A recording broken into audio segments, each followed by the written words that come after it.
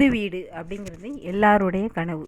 அது கடன் வாங்கியோ இல்லை மொத்தமாக காசு கொடுத்தோ அவங்க இருக்கிறவங்க இல்லாதவங்க எல்லாருக்குமே ஒரு வீடு வாங்கணும் அப்படிங்கிறது ஆசை இருக்கும். அவ்வளோ கஷ்டப்பட்டு வாங்குகிற ஒரு வீட்டில் நம்ம எப்படி எப்படிலாம் எதெல்லாம் செய்யணும், அதாவது இப்போ ஹோமம் வளர்க்குறது அதெல்லாம் எல்லாமே செஞ்சுருவோம்.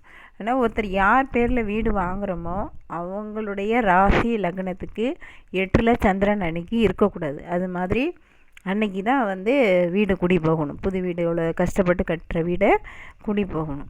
யார் பேரில் இருக்குது எல்லாரையும் பார்க்க முடியாது. வீட்டில் இருக்கிற அத்தனை பேர் 5 பேர் இருந்தால் 5 பேருக்கு யாருக்காவது ஒருத்தர் சந்தோஷமாக இருந்துட்டு தான் இருக்கும். ஆனால் அவங்களெலாம் பார்க்க தேவையில்லை.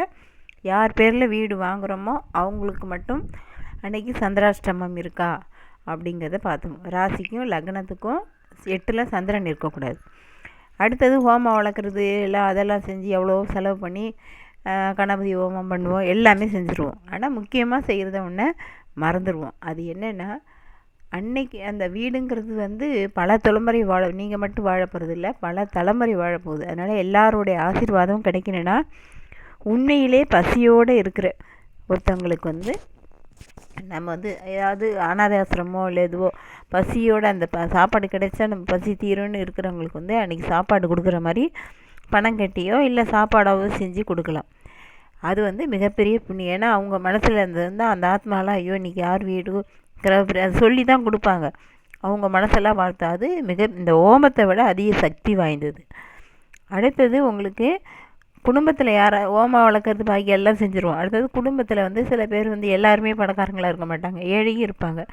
சில பேர் நிர்பந்தத்தினால கூப்பிடுவாங்க, கூப்பிட்டுட்டு அவமானப்படுத்துவாங்க.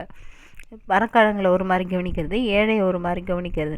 அது இந்த செய்கிற ஓமம் எல்லாத்தையுமே தூள் பண்ணிவிடும். ஏன்னா அது மாதிரி செய்யக்கூடாது.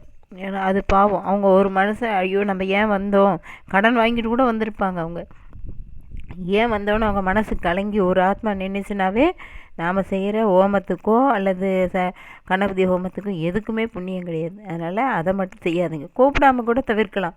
அது ஒரு வாரத்துக்கு தான் நம்மளை ஏழைன்னு கூப்பிடலன்னு சொல்லிட்டு அவங்க மனசு அங்கேருந்தே இதுவாகிடும்.